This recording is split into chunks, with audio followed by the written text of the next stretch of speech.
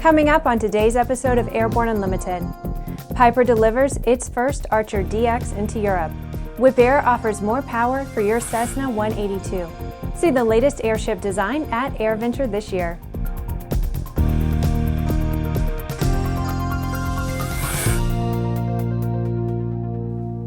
I'm Bree Cross. It is July 2nd, 2015, and this is Airborne Unlimited.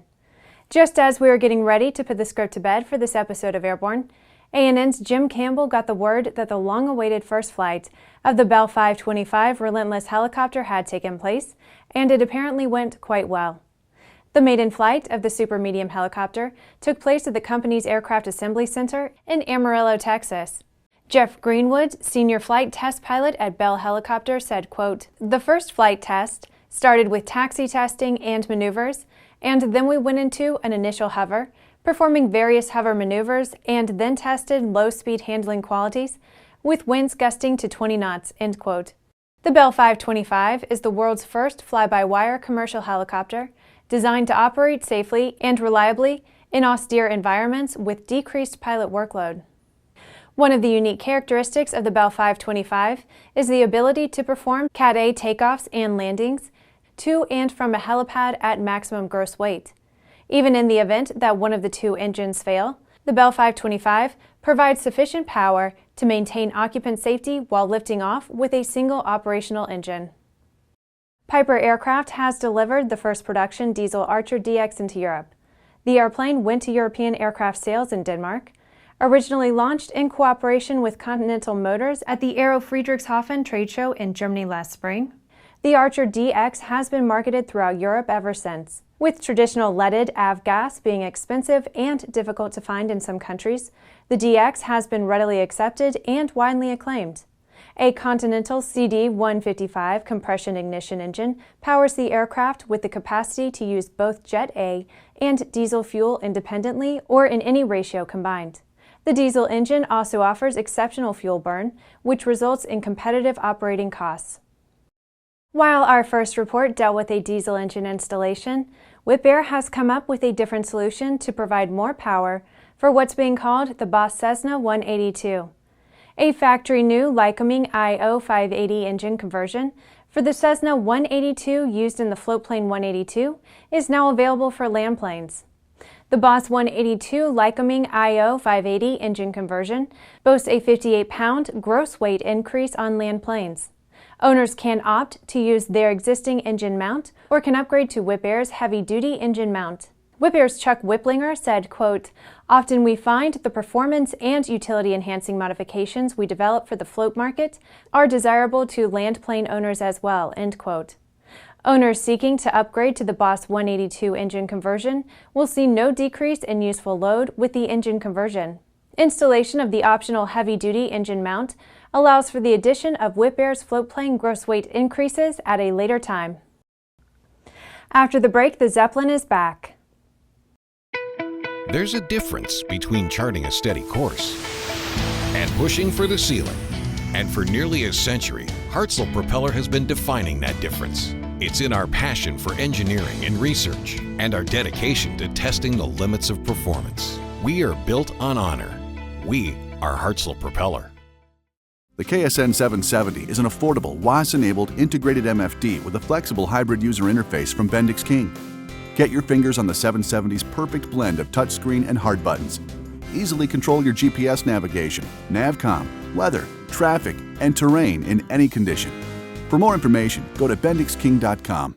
Redbird is quickly becoming the industry standard for flight training. Since Redbird introduced its revolutionary FMX in 2007, colleges, universities, and flight training operations around the world have integrated Redbird products into their curriculum. It's time to discover what Redbird can do for you. Join the migration.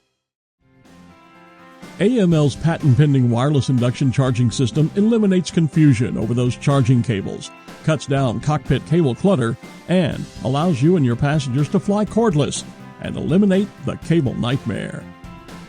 www.aviationmodificationleaders.com. Welcome back. If you have a story suggestion for Airborne Unlimited, Aero-TV, our website, or podcast, just email to news-spy@aero-news.net. If you think rigid airships are something of the past, it's time to get a new picture of what a semi-rigid airship is all about, and you'll have the opportunity at EAA AirVenture this year. The Goodyear Tire and Rubber Company's newest airship, Wingfoot 1, will convince you that the rigid airship of the 21st century is a completely new animal. Wingfoot 1 is the first of Goodyear's new generation of semi-rigid airships. First flown in spring 2014, the airship was manufactured by Germany's ZLT Zeppelin and assembled by a team of Zeppelin and Goodyear engineers. It represents the first major structural change of a Goodyear airship in nearly 70 years. Powered by 2 gondola-mounted engines and 1 engine in the tail, all engines are articulated and controlled through a computer system that gives the airship amazing maneuverability. It also provides the ability for the airship to fly in a controlled hover. Wingfoot 1 will perform demonstration flights during the air shows. This is one airshow performance that won't require you to strain your neck to see. It's Thursday, which means that it's time for an Aero Community Update, highlighting news and information about the incredible people and organizations that populate the Airborne Partnership Initiative behind Airborne Unlimited.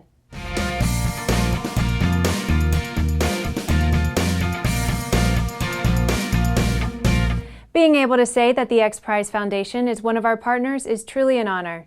It all started when Dr. Peter Diamandis had the dream of providing a prize to urge private businesses to find a way into space. His prize became funded by the Ansari family, and the Ansari XPrize challenged teams from around the world to build a reliable, reusable, privately financed manned spacecraft capable of carrying 3 people to 100 kilometers above the Earth's surface twice within 2 weeks. The prize was awarded in 2004, and along with it, a brand new private space industry was launched. The Ansari XPrize turned into a foundation that now sponsors numerous XPrize endeavors. The winning of the competition itself is interesting and compelling. These XPrize projects must meet a number of criteria, not the least of which is to be bold and audacious, and to shoot for a goal that is yet to be a success. The prize should inspire hope through a vision of a better future where winning teams are the proof that the world's seemingly impossible problems can be solved. For a detailed account of the original Ansari XPrize that led to private industry's first flight into space, be sure to read Jim Campbell's book, Beyond the Blue. After these messages, EASA approves PFD upgrade for the Bell 206.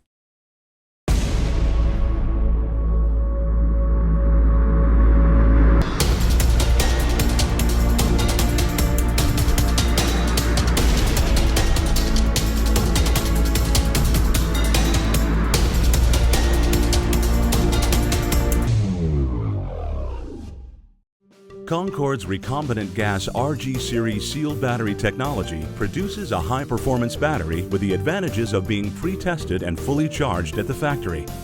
Find out more about Concorde's entire line of batteries at www.concordebattery.com. Concorde, the heart of your aircraft. Now certified, Aspen Avionics single-band ADS-B ATX100 and ATX100G transceivers are the next-gen ADS-B solution that provides the features pilots need while keeping flyaway costs low. Check it out now at aspenavionics.com. Sandia introduces the new SAI 340 Quattro TSO'd airspeed, attitude, altitude, and slip. With integral backup battery, safety never looked so good. See it now at www.sandia.aero. Welcome back. With so much news coming out of the aviation industry, we're summarizing some other interesting stories in a brief segment we call Around the Patch.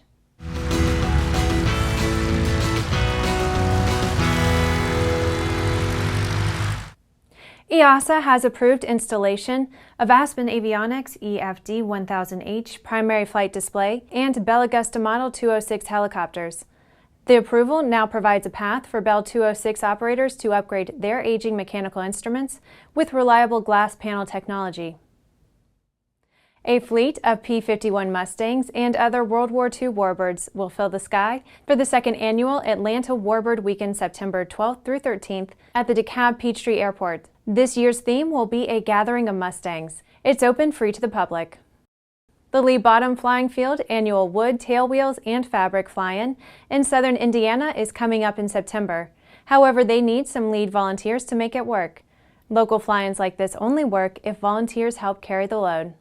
Air Canada and Unifor Local 2002 have reached an agreement on the renewal of their collective agreement for a 5-year period.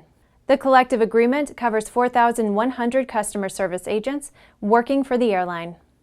The FAA has proposed a $77,000 civil penalty against National Air Cargo Group of Orlando, Florida. It's alleged they failed to comply with requirements for loading and securing heavy cargo. It's also alleged one of their aircraft crashed when cargo shifted on takeoff. Well, that's our trip around the patch. Now let's move on to the rest of the news. The question is being asked by the FAA and others around the world whether or not pilots are being taught the appropriate basic skills. Speaking at an international conference of pilot union leaders in Madrid, Spain, Airbus safety expert Harry Nelson said that there is too much emphasis on cockpit automation and not enough on manual flying skills during training. Nelson expressed concern that many longtime aviators have come to see the recurrent training as a chore to be checked off a list rather than an opportunity to improve their piloting and decision-making skills.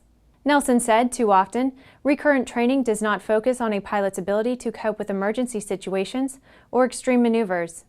A 2013 study commissioned by the U.S. government found that an increased reliance on cockpit automation, when combined with a lack of understanding of the latest technology, is the greatest hazard to passengers flying on airliners.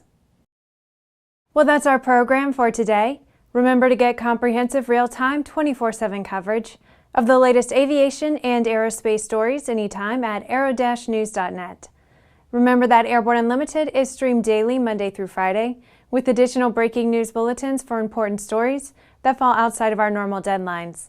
Please join us and a growing roster of over 100 outstanding industry associations and organizations every weekday for the best in aviation and aerospace news from the staff of the Aero-News Network, the aviation world's most comprehensive news and information resource.